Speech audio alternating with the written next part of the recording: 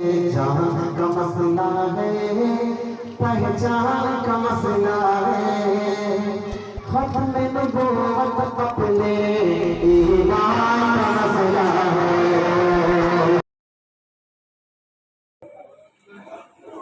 بسم اللہ الرحمن الرحیم۔ الحمد للہ وکفا وسلام علی عباده الذین اصطفى، اما بعد فقد قال اللہ تبارک وتعالی فی القرآن المجید والفرقان الحمید: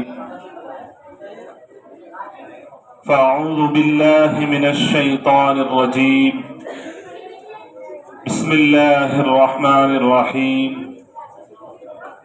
حامیم والکتاب المبین، انا انزلناہ فی لیلۃ مبارکہ، انا کنا منذرین، فیہا یفرق کل امر حکیم، امرا من عندنا انا کنا مرسلین۔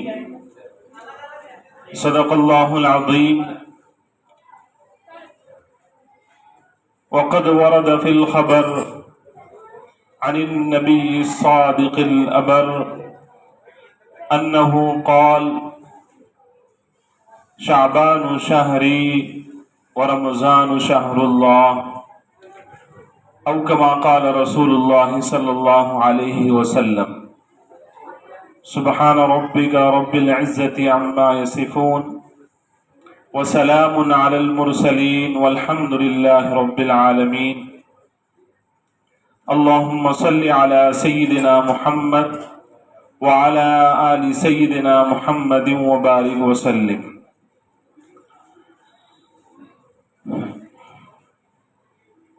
محترم بزرگوں، دوستوں اور دینی بھائیوں،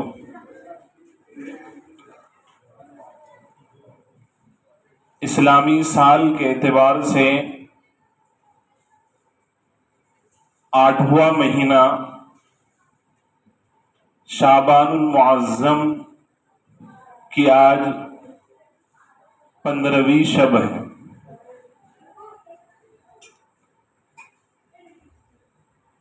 یہ جو مہینہ جس کی آج 15ویں رات ہے، دراصل آنے والے مبارک اور مہینوں کے سردار، جس میں اللہ تبارک و تعالیٰ نے قرآن کریم کو نازل فرمایا، جسے ہم اور آپ رمضان المبارک کے مہینے سے جانتے ہیں، اس کا یہ پیش خیمہ ہے، اس کا یہ مقدمہ ہے، آسان لفظوں میں کہ شعبان کا مہینہ جو ہے یہ دراصل رمضان المبارک کی تیاری کے لیے، کیونکہ رمضان کا مہینہ وہ مہینہ ہے جس کے بارے میں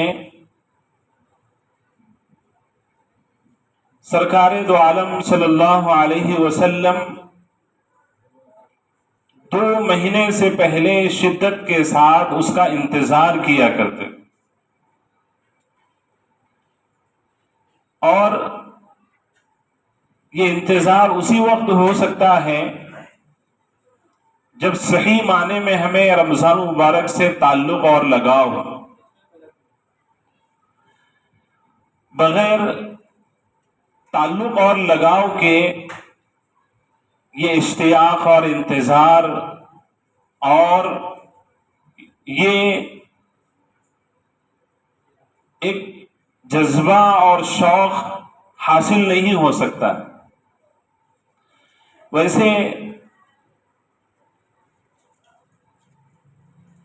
الفاظ اور زبان کے ذریعے سے تو ہم دعا کر لے سکتے ہیں، لیکن صحیح معنی میں اس کا جو انتظار اور شوق اور اس سے تعلق اور لگاؤ آپ علیہ الصلوۃ والسلام کو تھا، کسی درجے میں اگر ہم کو حاصل ہو جائے تو یقیناً 2 مہینے پہلے سے ہم بھی رمضان مبارک کا شدت کے ساتھ انتظار کریں اور اپنی دعا کا ایک حصہ اس کو بنا لیں۔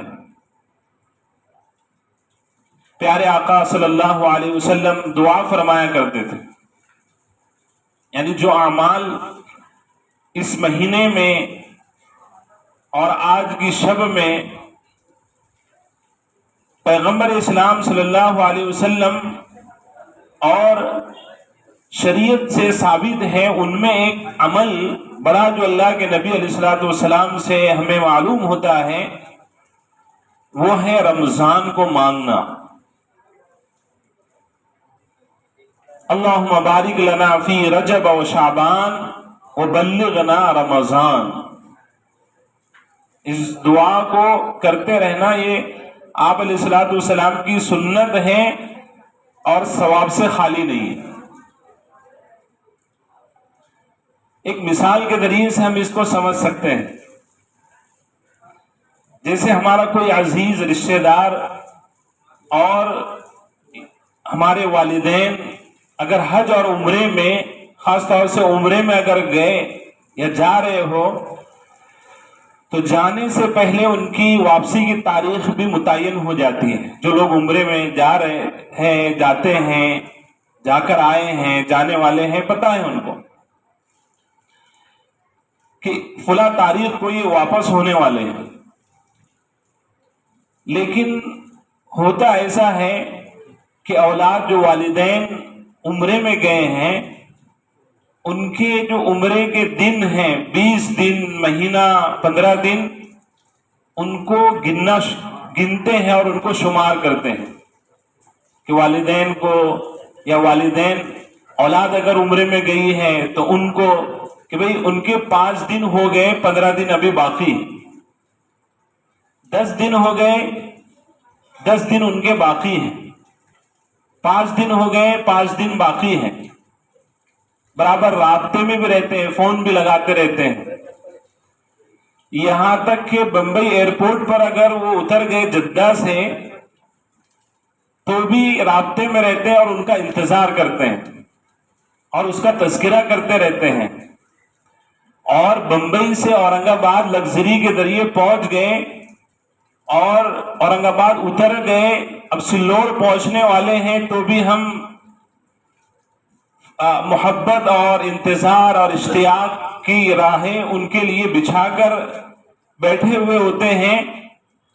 یہ سب جو ہوتا ہے تعلق اور لگاؤ کی وجہ سے ہوتا ہے کہ ہم کو اپنے والدین سے لگاؤ ہے، تعلق ہے، یا والدین کو اپنی اولاد سے تعلق ہے، لگاؤ ہے، ان سے محبت ہے، تو ایسی شدت کے ساتھ انتظار کیا جاتا ہے اور اس انتظار میں مزہ بھی آتا ہے۔ انتظار میں جو مزہ ہے وہ وصل یار میں نہیں۔ تو اللہ کے نبی کو بھی ایسے ہی رمضان المبارک سے ایک لگاؤ تھا، اس لیے کہ رمضان زندگی میں ایک مرتبہ مل جانا بہت خیر کثیر اس سے حاصل ہو جاتی ہے۔ فضائل اعمال میں حضرت شیخ رحمت اللہ علیہ نے لکھا ہے کہ ایک شہید کا تذکرہ کیا گیا کہ بھی اللہ کی راہ میں انہوں نے شہادت، اپنی جان قربان کر دی، شہادت کا درجہ ان کو نصیب ہوا، اور ایک شخص جن کا کچھ سالوں کے بعد انتقال ہوا، تو شہید کا درجہ چونکہ بڑا ہے، اس کا تذکرہ کیا جا رہا تھا۔ اللہ کے نبی علیہ الصلوۃ والسلام نے اصلاح فرمائی، کہا کیا تم نے نہیں دیکھا کہ اس نے 2-3 سال اور جیے اور رمضان پائے؟ خاص طور سے اللہ کے نبی نے رمضان کا تذکرہ کیا۔ تو غرض یہ کہ رمضان عجیب و غریب اللہ کا معاملہ ہے رمضان کا، کہ اس میں اللہ کا ایسا نظام ہوتا ہے کہ نفل اگر آپ ادا کریں گے تو فرض کا ثواب دے گے۔ ایک فرض اگر پڑھتے ہیں اگر آپ تو 70 فرضوں کا ثواب ملے گا، اور جہنم کے دروازے تو اللہ بند فرما دیتے ہیں۔ جنت کے دروازے کھول دیے جاتے ہیں. کافر کا بھی اگر انتقال ہو جائے تو رمضان کے مہینے میں اسے عذاب نہیں دیا جاتا ہے رمضان کی حد تک، جب تک عید کا چاند نظر نہ آ جائے. یہ رمضان اس کا یہ مقدمہ اور اس کی تیاری یہ شعبان کا مہینہ ہے، اور اسی کی پاکی اور صفائی کے لیے اللہ تبارک و تعالیٰ نے 15ویں شب رکھی. کم از کم ہم 2 مہینے سے انتظار نہیں کر سکے رمضان کا، اور ایک تمنا کر کے، ایک آرزو کر کے رمضان کو اللہ سے نہیں مانگ سکے، تو آج سے اپنی دعا کا حصہ بنا لیجئے. سب کرے گے اس پر عمل کہ اپنی ہر دعا میں بالکل دل کی گہرائی سے اور اللہ کی طرف لو لگا کر ہم رمضان کو اللہ سے مانگے. جیسے بچے رمضان جب شروع ہو جاتا ہے 1 آدھ ہفتہ روزہ رکھ لیتے ہیں، روزہ رکھنے کے بعد اب ان کی الٹی گنتی شروع ہو جاتی ہے عید کے واسطے کہ بھئی 10 دن ہو گئے، عید کو کتنے دن باقی ہے؟ 20 دن. اب وہاں سے گنتی شروع کرتے ہیں. تو ایسی ہماری گنتی. اچھا، یہ عمل ثواب سے خالی نہیں. اگر ہم اپنے ساتھیوں میں اس کا مذاکرہ کرتے ہیں، خاص طور سے میرے نوجوان بھائی، وہ اگر ابھی سے رمضان، استقبال رمضان اصل یہی ہے، ابھی سے اگر وہ اس کا مذاکرہ کرتے ہر دن کہ آج 15ویں شب ہے، اب چاند کے حساب سے 14 یا 15 دن باقی رہ گئے، 29 کا چاند تو 14، 30 کا چاند تو 15 دن رمضان میں. اور اس کے ساتھ ساتھ عملی اعتبار سے بھی رمضان کے لیے تیار ہو جانا ہے کہ فجر کی پابندی نہیں ہو رہی ہے، رمضان آ رہا ہے، رمضان کی ایک فجر کا چھٹ جانا 70 فرض چھٹ جانے کے برابر ہے. اس لیے ابھی سے فجر کی پابندی شروع کر دے رمضان کی تیاری میں. فجر کے بعد کچھ تلاوت کا ماحول ابھی سے بنا لیں، اس لیے کہ قرآن کریم کو رمضان المبارک سے خاص تعلق اور لگاؤ ہے. شہر رمضان الذی انزل فیہ القرآن، رمضان کا مہینہ وہ ہے جس میں قرآن کریم کو اللہ تبارک و تعالیٰ نے نازل فرمایا. اسی طرح سے انا انزلناہ فی لیلۃ القدر، کہ ہم نے قرآن کریم کو لیلۃ القدر میں نازل فرمایا. اور لیلۃ القدر کے بارے میں کہا گیا کہ وہ رمضان کی آخری عشرے کی طاق راتوں میں اس کو تلاش کرو. غرض یہ کہ قرآن اور رمضان بہت زیادہ اس کو تعلق اور لگاؤ ہے. تو جو قرآن پڑھنا جانتے ہیں بہت اچھی بات ہے، وہ ابھی سے ہر نماز کے بعد یا ہر نماز کے بعد اپنی ڈیوٹی کاروبار کی وجہ سے نہیں ہو سکتا ہے، فجر کے بعد نہیں، نیند کا تقاضا ہے عشاء کے بعد نہیں ہو سکتا، مغرب میں نہیں ہو سکتا ہے، تہجد میں، کوئی نہ کوئی وقت میں ابھی سے قرآن کریم کے پڑھنے کا وہ معمول بنا لے. یہ اصل ہے استقبال رمضان. تو اللہ کے نبی علیہ الصلوۃ والسلام کا پہلا عمل جو اس ماہ مبارک میں ہمیں ملتا ہے وہ رمضان کو ایک آرزو اور تمنا بنا کر اللہ تعالیٰ کو اللہ سے مانگنا. اور بزرگوں، رمضان المبارک کی ٹریننگ اور اسی طرح سے رمضان کی مشق اللہ کے نبی علیہ الصلوۃ والسلام اس طرح سے بھی فرمایا کرتے تھے کہ رمضان میں کثرت کے ساتھ اللہ کے نبی علیہ الصلوۃ والسلام روزوں کا اہتمام فرمایا کرتے، یہ شعبان کے مہینے میں. اسی لیے جو حدیث پڑھی گئی ہے اس میں اللہ کے نبی علیہ الصلوۃ والسلام فرما رہے ہیں شعبان شہری و رمضان شہر اللہ. شعبان میرا مہینہ ہے اور رمضان جو ہے یہ اللہ تبارک و تعالیٰ کا مہینہ، کہ اس میں اللہ تعالیٰ نے روزے فرض کیے. حضرت عائشہ صدیقہ رضی اللہ عنہا کی روایت ہے، فرماتی ہے کہ اللہ کے نبی علیہ الصلوۃ والسلام رمضان کے علاوہ شعبان کے مہینے میں جتنے زیادہ روزے رکھا کرتے تھے اتنے زیادہ روزے اور کسی مہینے میں نہیں رکھتے تھے. یہاں تک کہ فرماتی ہے ہم سب کی امی جان ماں عائشہ صدیقہ رضی اللہ عنہا کہ اگر رمضان کے روزے میرے نسوانی عذر کی وجہ سے، یعنی عورت کا جو عذر ہے اس کی وجہ سے جو روزے چھوٹ جاتے، میں اس کو شعبان کے مہینے میں اللہ کے نبی علیہ الصلوۃ والسلام کے ساتھ اس کی قضا فرما دی تاکہ میاں بیوی دونوں روزوں سے ہو تو پھر کام آسان ہو جائے سحری افطاری وغیرہ کا. اس لیے میں شعبان کے مہینے میں ان روزوں کی قضا کا اہتمام کیا کرتے تھے. اتنی کثرت کے ساتھ اللہ کے نبی علیہ الصلوۃ والسلام شعبان کے مہینے میں روزہ رکھتے تھے. اس میں اب ایک وجہ تو جیسے بتایا گیا کہ رمضان کی عملی مشق، اس لیے نوجوان بھائیوں سے یہ بھی درخواست ہے کہ استقبال رمضان یہی ہے کہ ہم شعبان میں روزے رکھیں، کیونکہ 11 مہینے ہماری جو روٹین ہے، ہماری جو عادت ہے، وہ 11 مہینے اس کا نظام الاوقات الگ ہوتا ہے کھانے پینے کا، اور رمضان میں اچانک چینج ہو جاتا ہے کہ صبح فجر سے پہلے سحر کھانا ہے، پھر اس کے بعد شام یعنی دن بھر بھوکا رہنا ہے، پھر مغرب کے بعد افطار اور کھانا، پھر نماز تراویح. تو چونکہ یہ ہمارے لیے ایسا نہ ہو کہ 11 مہینے کی جو ہماری عادت ہے، اب رمضان شروع ہوئے تو رمضان شروع ہونے کے بعد عادت جب چینج ہوئی تو طبیعت عام طور پہ خراب ہو جاتی ہے. تو طبیعت خراب ہونے کی وجہ سے ہمارے روزے عذر کی وجہ سے بھی چھوٹ نہ پائے، کہ ہم شعبان کے مہینے میں کچھ روزے رکھ لیں تاکہ ہماری جو عادت ہے، نظام الاوقات ہے، اس میں تھوڑی سی چینجنگ ہو جائے اور رمضان کے لیے ہم تیار ہو جائے. جیسی رمضان آئے تو رمضان کا کوئی روزہ ہم سے قضا نہیں ہونا چاہیے. اس کے لیے اللہ کے نبی شعبان میں کثرت کے ساتھ روزہ رکھتے ہیں. اب وہ نوجوان جو بغیر عذر کے، بغیر کسی بہانے کے رمضان کے نہیں روزے رکھا کرتے تھے، وہ ارادے کر لے کہ انشاءاللہ اس ماہ مبارک میں ہم پورے روزوں کا اہتمام کریں گے. اللہ کے نبی علیہ الصلوۃ والسلام کا ارشاد ہے، روزہ رکھنے کی وجہ سے آپ بیمار نہیں ہوگے، بلکہ روزہ رکھنے کی وجہ سے آپ کی بیماریاں ختم ہوگی. کیونکہ اللہ کے نبی نے فرمایا سومو تصیحو، روزہ رکھو صحت مند ہو جاؤ گے، صحت پاؤ، بیماریوں سے نجات پاؤ روزہ رکھنے کی وجہ سے. یہی تو وجہ ہے سرکار دو عالم صلی اللہ علیہ وسلم کہ ہر مہینے کی 13ویں، 14ویں اور 15ویں تاریخ میں روزہ رکھا کرتے. میں اپنے موضوع سے ہٹا ہوا نہیں ہوں، میں اعمال بتا رہا ہوں آپ کو. شعبان کا ایک عمل کثرت کے ساتھ روزے رکھنا، اور اس کی وجہ میں بھی آپ کو ذکر کر رہا ہوں.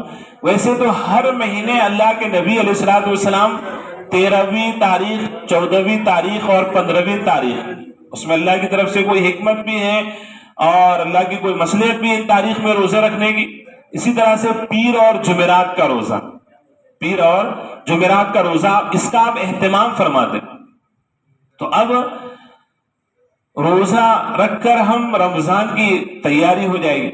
دوسری وجہ شعبان میں کثرت کے ساتھ روزہ رکھنے کی، سرکار دو عالم صلی اللہ علیہ وسلم نے یہ ارشاد فرمائی ہے، جس کو حدیث میں ذکر کیا گیا ہے کہ شعبان کا جو مہینہ ہے، دراصل یہ جیسے دنیا والوں نے مارچ اینڈ، ابھی جو مارچ کا مہینہ چل رہا ہے جس کو ہم مارچ اینڈ کے نام سے جانتے ہیں، اور سال بھر کے گوشوارے اور حسابات حکومتوں کے یہ مکمل ہوتے ہیں، جو بھی ہے سچے جھوٹے سب حسابات مکمل کیے جاتے ہیں.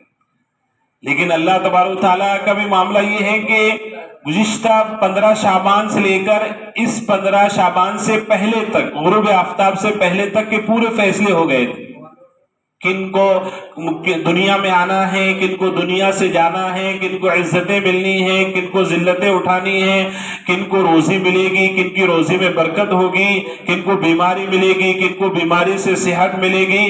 ساری چیزیں اللہ تعالیٰ نے اللہ کا گوشوارہ فرشتوں کے ذریعے کے حوالے کر دیا جاتا ہے. مختلف اس میں تفصیلیں ہیں، جیسے جیسے آپ کے سننے کے جذبات ہوگے ویسے ویسے میں بات کروں گا انشاءاللہ. لیکن جہاں ایسا لگا مجھے کہ بات اب لمبی ہو رہی تو انشاءاللہ ختم بھی کر دوں گا. جانے کی ساتھی فضا نہ بنائیں، بہت سارے ساتھی چلے جا رہے ہیں. حالانکہ یہی مواقع ہوتے ہیں، یہی سال بھر میں 2-3 گھڑیاں ہوتی ہے جن میں دین کی کچھ باتیں تفصیل سے ہم سن سکتے ہیں. اس میں بھی ساتھی لوگ جانے کی جو فضا بنا رہے ہیں مناسب نہیں ہے. بہرحال کہ جو بات میں عرض کر رہا تھا کہ اللہ کے نبی علیہ الصلوۃ والسلام کا شعبان کے مہینے میں روزہ رکھنے کا عمل جو حدیث میں اللہ کے نبی نے فرمایا کہ یہ جو مہینہ ہے اس میں فیصلے کیے جاتے ہیں، اور خاص طور سے آج جو 15ویں شب ہیں جو آیت کریمہ خطبے میں پڑھی گئی ہیں اس میں اللہ تعالیٰ یہی فرما رہے ہیں کہ فیہا یفرق کل امر حکیم، کہ اللہ حکیم کی جانب سے آج ہر معاملے کا فیصلہ کیا جاتا ہے، سال بھر گوشوارے تیار ہو جاتے ہیں، فرشتوں کے حوالے کر دیے جاتے ہیں۔ انا انزلناہ فی لیلۃ مبارکہ، ہم نے اس کو نازل کیا لیلہ مبارکہ، برکت والی یہ رات ہے، خیر و برکت والی یہ رات ہے۔ اب اس میں بھی مفسرین کا اختلاف ہے کہ بھئی قرآن کریم تو جیسے ابھی بتایا گیا کہ شب قدر میں نازل کیا گیا اور شب قدر جو ہے رمضان میں ہے۔ بہرحال لیلہ مبارکہ سے ایک روایت یہ بھی ہے کہ یہاں پر مراد اس سے 15ویں شب، شعبان کی 15ویں شب مراد ہے۔ اس سے یہاں پر اجمالی فیصلے ہوتے ہیں اور تفصیلی فیصلے اللہ تبارک و تعالیٰ فرشتوں کے حوالے جو کرتے ہیں وہ شب قدر میں اللہ تعالیٰ فرماتے ہیں۔ بہرحال اللہ کے نبی نے روزہ رکھنے کی وجہ حدیث میں کثرت کے ساتھ شعبان میں روزہ رکھنے کی وجہ حدیث میں جو ذکر فرمائی کہ اس مہینے میں اعمال اللہ کے سامنے سال بھر کا گوشوارہ پیش کیا جاتا ہے، تو اللہ کے نبی نے فرمایا ان ترفع عملی وانا صائم، احب ان ترفع عملی وانا صائم، مجھے یہ بات پسند ہے کہ میرا جب نام اعمال اور دفتر اللہ تعالیٰ کے سامنے کھلے اور اللہ کے سامنے اس کا حساب ہو تو ایسی صورت میں ہو کہ میں روزے سے ہوں، روزے کی حالت میں ہوں، تو اللہ تعالیٰ جب روزے کی حالت میں ہوگا تو معاملہ آسان ہو جائے گا۔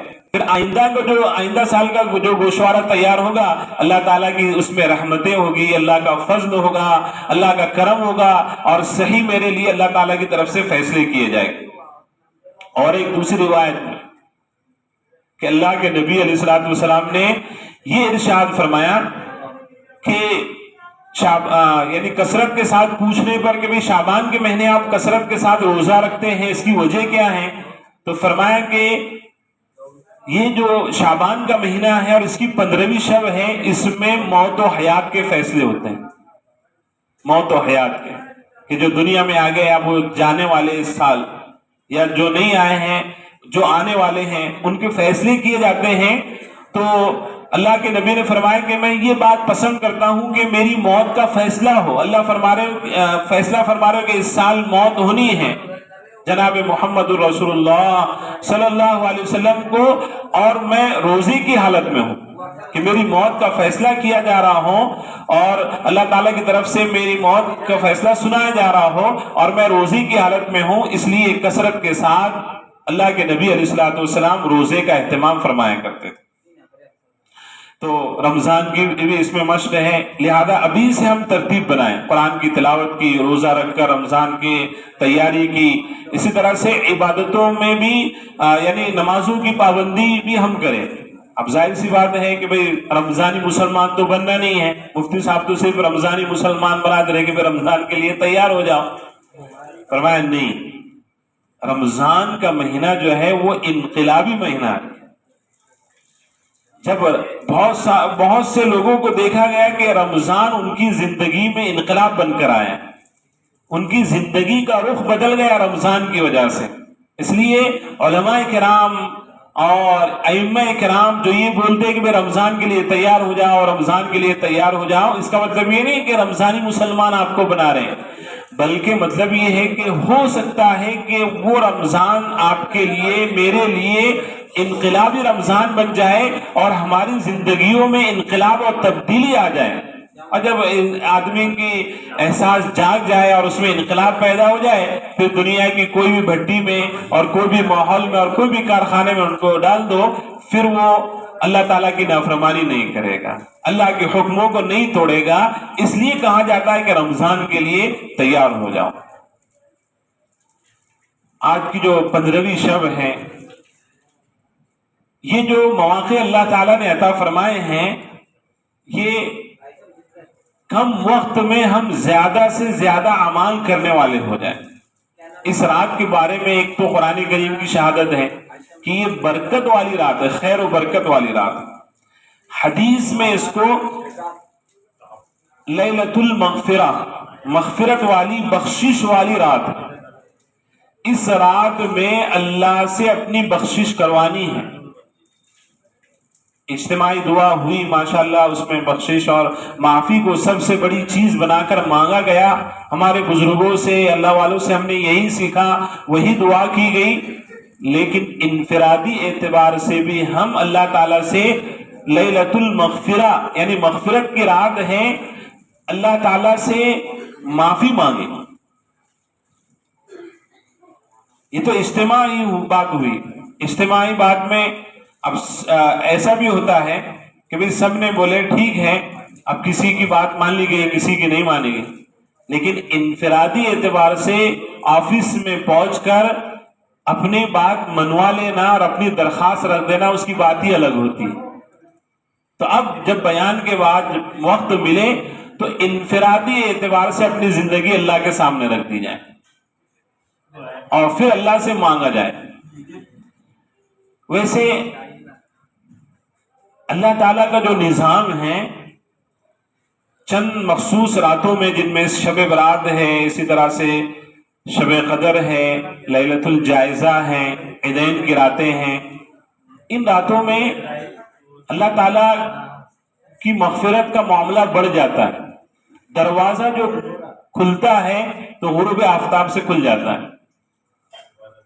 ویسے یہ گھڑی سال بھر رہتی ہے، یعنی اللہ تبارک و تعالیٰ جو مغفرت کا دروازہ کھول دیتے ہیں، سال بھر رہتا ہے یہ معاملہ۔ لیکن سال بھر توفیق ہم کو کم ملتی ہے یا کم لوگوں کو توفیق ملتی ہے، رات کا آخری جو پہر ہوتا ہے، آخری تہائی حصہ، یعنی رات کو 3 حصوں میں اگر تقسیم کریں، مثال کے طور پر اگر 12 گھنٹے کی رات ہے تو 8 گھنٹے گزرنے کے بعد آخری جو وقت ہے تہجد کا وقت، سال بھر اللہ تعالی آسمان دنیا پر، یعنی آج کی رات کی جو فضیلت ہے وہ میں عرض کر رہا ہوں کہ آج کی رات میں اللہ تعالیٰ آسمان دنیا پر آ جاتے ہیں۔ لیکن یہ بات بھی آپ کے علم میں ہونا چاہیے کہ یہ صرف آج کی رات میں نہیں ہوتا ہے، بلکہ ہر رات میں ہوتا ہے۔ لیکن یہ مخصوص راتوں کا اور عام راتوں کا فرق میں آپ کو بتانا چاہ رہا ہوں کہ ہر عام دنوں میں، عام راتوں میں جو اللہ تبارک و تعالیٰ آسمان دنیا پر آ جاتے ہیں اور اللہ کی طرف سے اعلان جو ہوتا ہے وہ رات کے آخری پہر میں، تہجد کے وقت، جو اللہ تعالیٰ تتجافی جنوبہم عن المضاجع، اللہ کے وہ نیک بندے کے رات کے آخری پہر میں ان کے پہلو خواب گاہوں سے اور اپنے بستروں سے الگ ہوتے ہیں، یعنی وہ جھانک جاتے ہیں، اڑ جاتے ہیں تہجد کے لیے اور اللہ کے سامنے کھڑے ہو جاتے ہیں، اللہ کے سامنے روتے اور گڑ گڑاتے ہیں، اللہ تعالیٰ سے دعا کرتے ہیں۔ وہاں پر بھی اللہ کی طرف سے منادی اور فرشتہ اعلان کرتا ہے کوئی مغفرت کرنے والا کہ اس کی مغفرت کی جائے، ہے کوئی روزی کا تلاش کرنے والا کہ اسے روزی دی جائے، ہے کوئی مصیبت کو دور کروانے والا اور اس کی دعا کرنے والا کہ اس کی مصیبت کو دور کیا جائے۔ یہ رات کے آخری پہر میں ہر رات ہوتا ہے، لیکن کچھ مخصوص راتیں ہیں جن میں سے آج کی رات بھی ہیں۔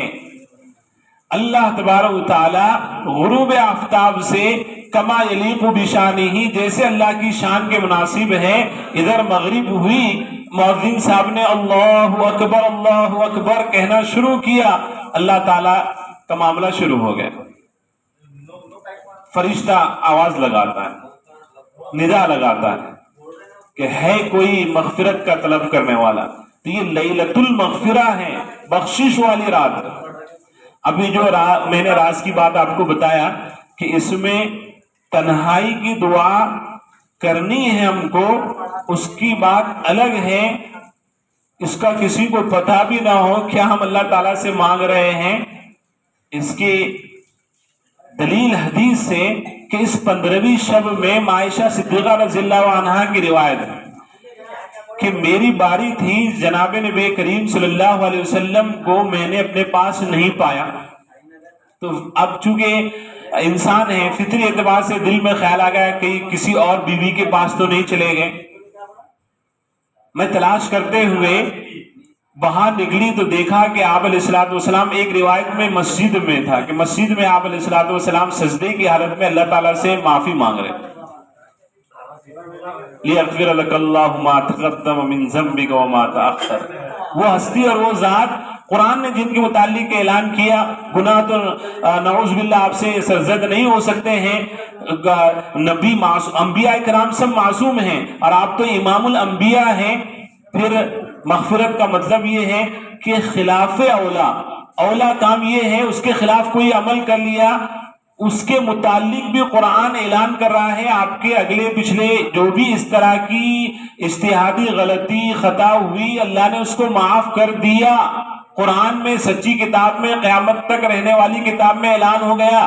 پھر بھی وہ رسول اور وہ ذات اور وہ ہستی اللہ کے سامنے ایسی حالت میں پڑی کہ عائشہ صدیقہ رضی اللہ عنہا کچھ دیر کے لیے ڈر گئی کہیں ایسا نہ ہو کہ اللہ کے نبی علیہ الصلوۃ والسلام کی وفات ہو گئی. ایسی حالت میں اللہ تعالیٰ سے آپ لو لگائے ہوئے دعا کر رہے ہیں. اپنی امت کے لیے دعا کی اپنے اور جھگڑے فساد سے کے بچنے کے لیے اللہ کے نبی علیہ الصلوۃ والسلام نے اس موقع پر دعا کی. لمبی چوڑی دعا حدیث کی کتابوں میں موجود ہیں. تو حضرت جناب نبی کریم صلی اللہ علیہ وسلم جب دعا سے فارغ ہو گئے تو مجھے یہ بتانا ہے کہ آپ عائشہ صدیقہ کو بھی بتا کر نہیں گئے کہ میں کہاں جا رہا ہوں یا کیا عمل کر رہا ہوں. اب ہم چھوٹا سا عمل کرتے ہیں اور کوئی معمولی سا عمل ہو تو اس کا اظہار کر دیتے ہیں اور خاص طور سے نوجوان یعنی مجلس جما کر پورا گروپ بنا کر اچھی بات ہے آپ مسجد میں عبادت کر رہے ہیں لیکن یہ سمجھیے کہ یہ جاگنے کی رات نہیں. نوجوان عام طور پر سمجھتے ہیں کہ بھی جاگو صرف جاگنے کی یہ رات ہے. اب بولتے بھی جاگنے کی رات ہے جاگنے کی رات نہیں ہے. کوئی حدیث کی کتاب میں یا کسی مصنف نے نہیں لکھا ہے کہ وہ جاگنے کی رات ہے. عبادت کی رات ہے اس کے لیے جاگنا ہے. اگر آپ عبادت کر رہے ہیں تو اچھی بات ہے. خالی جاگنا گروپ بنا کر اور اسی طرح سے مجلس سے جما کر فرمایا بجائے ثواب کے الٹا گناہ ہمارے نام اعمال میں لکھا جائے گا. جناب نبی کریم صلی اللہ علیہ وسلم اکیلے گھر بیوی کو پتہ نہیں بیوی خیال کرنے لگے کہ کہاں چلے گئے. ایسی حالت میں آپ اللہ تعالیٰ سے دعا کر رہے اللہ سے مانگ رہے اور اس موقع پر اللہ کے نبی علیہ الصلوۃ والسلام نے فرمایا عائشہ یہ جو رات ہے یہ شب مغفرت. اللہ تعالیٰ اس رات میں بنو کلب کی جو بکریہ ہے ایک روایت کے مطابق اتنی تعداد میں یہ جو قبیلہ تھا قبیلہ کلب عرب میں بکریہ پالنے میں مشہور تھا. سب سے زیادہ بکریہ ان کے پاس پائی جاتی تھی تو بکریوں کی تعداد بے شمار تھی. ایک روایت میں تو یہ کہ بکریوں کی تعداد میں اللہ تعالیٰ مغفرت فرماتے ہیں اور دوسری روایت میں تو عجیب و غریب بات ملتی ہے. فرمایا جو قبیلہ کلب کی بکریہ ہیں ان کے جسم پر جو بال ہیں ان بالوں کی مقدار میں اللہ اپنے بندوں کی مغفرت فرماتا. یہ رمضان کا سلسلہ شروع ہو گیا. رمضان میں ہر رات میں افطار کے وقت میں تہجد کے وقت میں اللہ تعالیٰ مغفرت فرماتے ہیں. وہ سلسلہ شعبان سے شروع ہوا. اللہ نے اس رات میں صاف کر دیتے اللہ تعالیٰ معاف فرما دیتے. رحمت خدا بہانہ میں جویت ما یفعل اللہ بعذابکم ان شکرتم وآمنتم وکان اللہ شاکرا علیما. اللہ قرآن میں کہہ رہے بھئی مجھے تمہیں عذاب دے کر کیا ملنے والا ہے, میری کون سی عزت بڑھ جانے والی ہے, یا اسی طرح سے میری کون سی قدرت کا کمال بڑھ جانے والا ہے. کچھ نہیں, کوئی بات نہیں ہونے والی.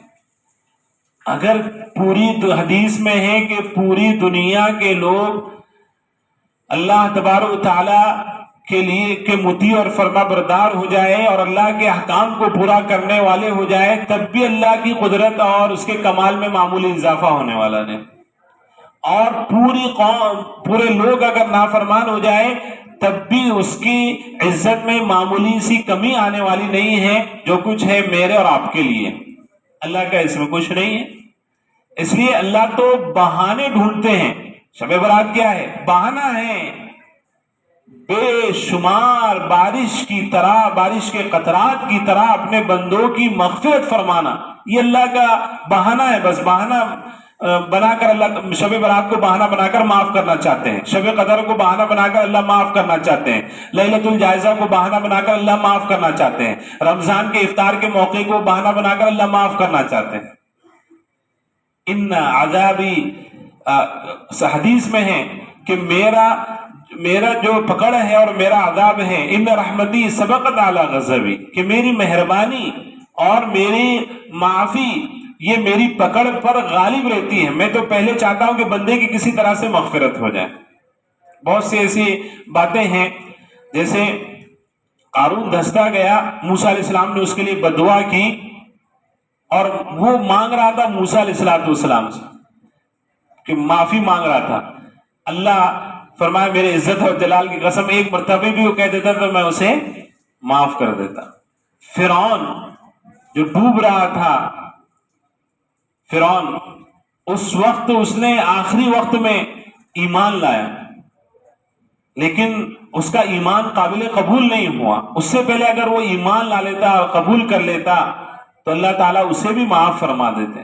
تو غرض یہ کہ اللہ تو ایسے بڑے بڑے فرعون اور اس قارون، ان کو معاف کرنے کے بہانے ڈھونڈ رہا تھا، لیکن ان کو بہانے نہیں ملے۔ شیطان کے بارے اسرائیلی روایت ہے، شیطان کے بارے میں آتا ہے، حضرت موسیٰ علیہ السلام، یاد آگے سنا دے رہا ہوں، اسرائیلی روایت کا مطلب یہ ہوتا ہے ہم اس کو جھوٹی بھی نہیں بول سکتے ہیں اور مکمل طور پر اس پر اعتماد بھی نہیں کر سکتے ہیں، لیکن تائید وغیرہ اس سے ہوتی ہے۔ فرمایا کہ موسیٰ علیہ السلام چونکہ کلیم اللہ تھے، اللہ تعالیٰ سے بات کرنے والے تھے، تو شیطان نے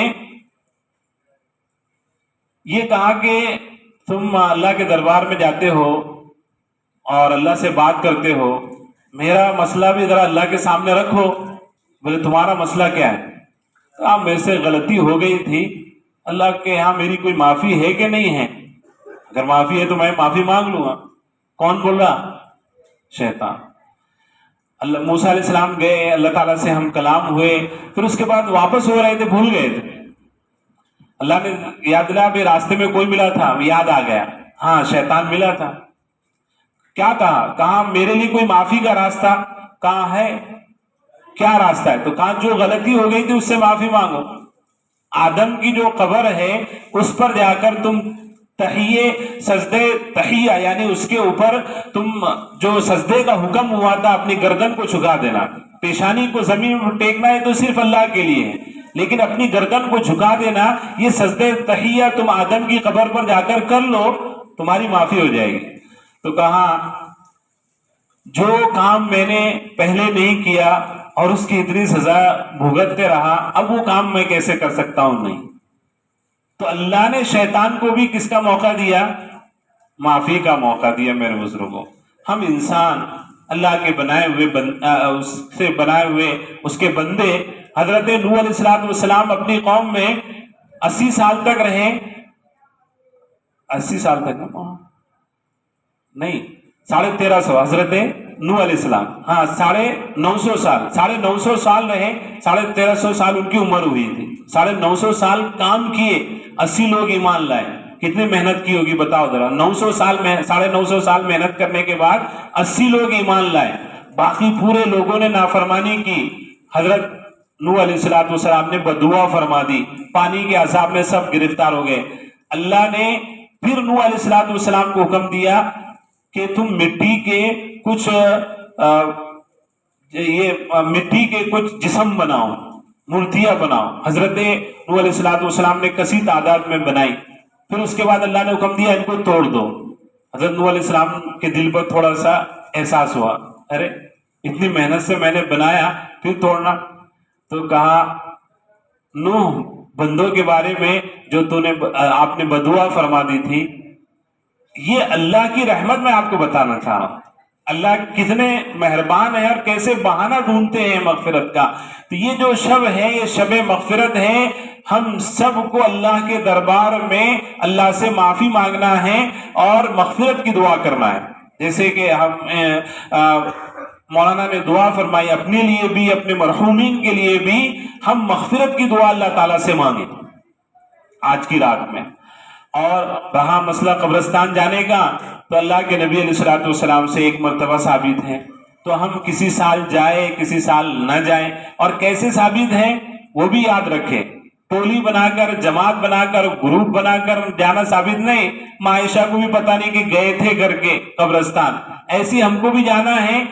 اور وہ جانے میں اور وہ دعا میں ذرا کر کے آپ دیکھو، پھر کہنا کہ ہاں اس میں جو مزہ ہے، ہاں اللہ سے پھر آدمی جو لو لگاتا ہے اور روتا اور گڑ گڑاتا ہے اور جو دل کی کیفیت بنتی ہے اس کو زبان سے نہیں بیان کیا جا سکتا ہے. اس لیے ہر ایک کے جو اپنے مسئلے ہیں وہ اللہ تعالیٰ کے سامنے رکھے. آج کی رات جو ہے فیصلے کی رات ہے، آئندہ سال کا گوشوارہ تیار ہو رہا ہے، لہذا اللہ تعالیٰ سے خیر اور عافیت مانگے. اسی طرح سے اللہ تبارک و تعالیٰ سے ایک تو دعا میں وقت گزارنا ہے، پھر اس کے بعد اگر ہم کو وقت ملتا ہے تو قضاء عمری پڑھیں ہم نوافل کے مقابلے میں، اس لیے کہ نفل کے بارے میں پوچھ نہیں ہوگی، کرے تو ثواب نہیں کرے تو کچھ نہیں. لیکن نمازیں جو چھٹی ہیں، فرض نمازیں جو چھٹی ہیں، ان کو یاد کر کے ان کی ترتیب بنا کر ہم ان کی قضا کریں اس رات میں. اور اس کے علاوہ صلاۃ التسبیح پڑھے، اس کی بھی فضیلت ہے. بقیہ جو پمفلیٹ وغیرہ جو تیار ہوتے ہیں، اچھا معافی کی رات ہے تو جس طرح اللہ سے معافی مانگ رہے ہیں بندوں سے بھی معافی مانگنا ہے. امام صاحب نے بھی معافی مانگے آپ سے. اچھا یہ صحیح طریقہ ہے کہ بھئی سب مصلیان موجود تھے معافی مانگیں گے. ایک غلط طریقہ رائج ہو گیا، اس کی میں اصلاح کر رہا ہوں اور ایک دو باتیں پوری کر کے انشاءاللہ 5 منٹ میں بات ختم کر دوں گا. واٹس ایپ کے ذریعے سے ایک میسج تیار کر کے اس کو فارورڈ کر دیا جاتا ہے، معافی نامہ ہماری طرف سے. شب برات آنے والی ہے، اس سے پہلے ہم مسلمان ہو جا رہے، لہذا معافی نامہ، اس سے معافی نہیں ہونے والی. جس درجے کی غلطی ہے اس درجے کی معافی ہوتی ہے. آپ نے کسی کا دل دکھایا، کسی کو بے عزت کیا، کسی کا حق دبایا، کسی کو برا بلا کہا، کسی کی پگڑیاں اچھالی، اور واٹس ایپ کر دینے کے اور میسج کر دینے سے ہو جائے گا معافی؟ نہیں، بلکہ اگر اس کا تعلق حقوق العباد سے ہے تو پہلے اس کی ادائیگی کی فکر کرنا پڑے گی. جو روکے رکھے اس کو دینا پڑے گا. اسی لیے تو اللہ کے نبی علیہ الصلوۃ والسلام نے اپنے صحابہ کرام سے پوچھا تھا، وہ ہمارے لیے تھا، صحابہ کرام کے لیے نہیں تھا. کیا پوچھا؟ تم جانتے ہو میری امت کا مفلس شخص کون ہے؟ من المفلس؟ کہا اللہ و رسول عالم، اللہ اور اس کے رسول بہتر جانتے ہیں. نہیں، پہلے تو کہا کہ ہاں جانتے مفلس کون ہے، تو کہا مفلس وہ ہے من لا درہم لہ ولا دینار لہ، کہ جس کے پاس درہم و دینار، سونا چاندی نہ ہو، مال روپیہ پیسہ نہ ہو، وہ مفلس ہے. غریب، مفلس مانے غریب. قلاش جس کو کہا جاتا ہے، قلاش قلاش ہے کہ بھئی وہ کہتا ہے، یہ کہتا ہے کہ بھئی میرے پاس کوئی چیز نہیں، قلاش. تو صحابہ کرام نے کہا کہ جس کے پاس روپیہ پیسہ نہیں وہ ہے؟ کہا نہیں، میری امت کا مفلس شخص وہ ہے جو اپنے نام اعمال میں بہت ذخیرہ لے کر آیا، حج، عمرے پہ عمرہ، فلاں عبادت، روزہ، رمضان، ساری چیزیں لے کر آیا، لیکن جب اللہ تعالیٰ کے دربار میں حاضری ہوئی تو حق مانگنے والے سب اللہ کے دربار میں حاضر ہو گئے. کسی کا دل دکھایا تھا، کسی کا حق دبایا تھا، کسی کو گالی گلوچ کیا تھا، کسی کو برا بلا کہا تھا. غرض یہ کہ وہ سب حقوق والے جمع ہو گئے اور وہ اپنے حقوق کا مطالبہ کریں.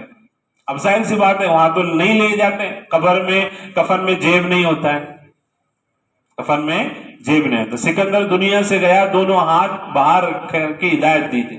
بچہ جب پیدا ہوتا ہے تو بتاتے ہیں تجربے کار لوگ کہ بچہ جب پیدا ہوتا ہے ماں کے پیٹ سے نیچرل طریقے پہ، فطری طریقے پہ، تو اس وقت اس کی پوزیشن جو رہتی ہے وہ دونوں ہاتھ ایسے مٹھیاں بندھی ہوئی رہتی اس طرح سے.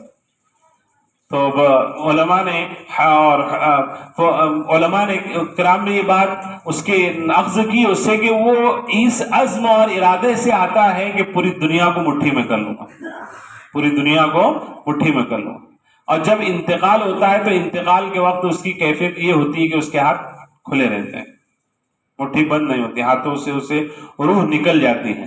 تو وہ اللہ یہ بتانے ہوتے ہیں کہ تو پوری مٹھی دنیا میں کرنے کو آیا تو ذرا ہاتھ بتا کر جا، کیا لے جا رہا ہے ساتھ؟ پوری دنیا کو اپنی مٹھی میں کرنے کے لیے آیا تھا، ہاتھ بتا کر جا۔ سکندر نے ہاتھ باہر رکھوایا تاکہ پتا چلے کہ پوری دنیا کا بادشاہ خالی ہاتھ اس دنیا سے گیا ہے، کوئی ساتھ میں کچھ لے جانے والا نہیں ہے، اعمال آپ کے اچھے کیے ہوئے اعمال وہ آپ کے ساتھ جانے والے۔ تو اب اس کے پاس تو کچھ ہے ہی نہیں درہم دینار، اب کیا ہوگا؟ تو کہاں جو حج عمرے نیکیاں تھی وہ اس کے حقوق والوں کے بدلے میں دیتی جائے گی، دیتی جائے گی، دیتی جائے گی، یہاں تک کہ نیکیوں کا جو دفتر تھا یا نیکیوں کا جو پلڑا تھا وہ پورا خالی ہو گیا۔ اب پھر کیا کرے؟ پھر بھی حقوق والے ابھی کھڑے ہوئے، تو کہا اب ان کے گناہ، جو حقوق والوں کے گناہ اس کے سر پر ڈالو۔ اللہ کے نبی نے کہا یہ شخص مفلس ہے، یہ شخص مفلس ہے۔ تو بات میری یہاں سے نکلی تھی کہ واٹس ایپ کے ذریعے سے معافی نامہ جو مانگا جاتا ہے اس سے معافی نہیں ہونے والی ہے، بلکہ جس طریقے سے ہم نے دل دکھایا ہے بے عزتی کے، اس طریقے سے ہم اس کی معافی مانگے، اس کے حق ادا کریں۔ اللہ ہم کو اس کی توفیق عطا فرمائے۔ آخری بات اعمال کے متعلق، روزے سے متعلق بھی مولانا نے جیسے بتایا ہے کہ اگلے دن کا روزہ رکھنا ہے، ویسے اللہ کے نبی علیہ السلام سے ہر مہینے جیسے کہا گیا کہ 13ویں 14ویں 15ویں تاریخ میں روزہ رکھنے کا آپ اہتمام فرمایا کرتے، تو اس میں بھی ہونا چاہیے۔ بعض بندے ایسے بھی ہوگے جنہوں نے رکھے ہوگے 13ویں تاریخ کو، 14ویں تاریخ کو، اور کل کا ان کا 15ویں تاریخ کا روزہ ہو جا رہا ہے، تو بہت بہتر ہے، کوئی بات نہیں۔ لیکن اگر کوئی رکھ نہیں سکا تو اگلے دن کا بھی روزہ رکھیں، لیکن تھوڑی سی بات یہ ذہن میں رکھیں کہ خاص اگلے دن کے روزے ہی کو سمجھ کر شعبان کی فضیلت پوری اس میں ہم منحصر نہ کر دیں۔ جیسے میں نے کہا آپ کثرت کے ساتھ روزہ رکھتے تھے، ایک روزہ کل کا روزہ رکھے ہم سمجھے کہ شعبان کی پوری فضیلت ہم نے حاصل کر لی، نہیں، بلکہ کل کا بھی رکھے۔ آئندہ جمعرات آ رہا ہے، اگر نہیں رکھے ہم نے 13ویں 14ویں تاریخ کا تو جمعرات آ رہا ہے، جمعرات کا بھی روزہ رکھ لیں، اس لیے کہ جمعرات کا روزہ رکھنا بھی آپ علیہ السلام سے ثابت ہے۔ پھر اگلا پیر آ رہا ہے، پیر کا بھی رکھ لیں، کم از کم 3 روزے ہمارے ہو جاتے ہیں، کثرت میں ہم داخل ہو جائیں گے، اللہ ہمیں شمار کر دے گا۔ تو اس طرح سے روزوں کا بھی اہتمام کریں۔ اللہ تعالیٰ کچھ اور بات کرنا ہے؟ ہاں، یہ چند باتیں تھی، اللہ تعالیٰ سے دعا ہے کہ اللہ اس پر عمل کرنے کی توفیق نصیب فرمائے۔ صلاۃ التسبیح وغیرہ کا طریقہ انفرادی طور پہ جو علماء وغیرہ ان سے معلوم کر لے سکتے ہیں، اللہ اس کی بھی ہمیں توفیق نصیب فرمائے۔ سبحان اللہ وبحمدہ، سبحانک اللہم وبحمدک، اشہد ان لا الہ الا انت، سبحان ربک رب العزۃ عما یصفون وسلام علی المرسلین والحمد للہ رب العالمین۔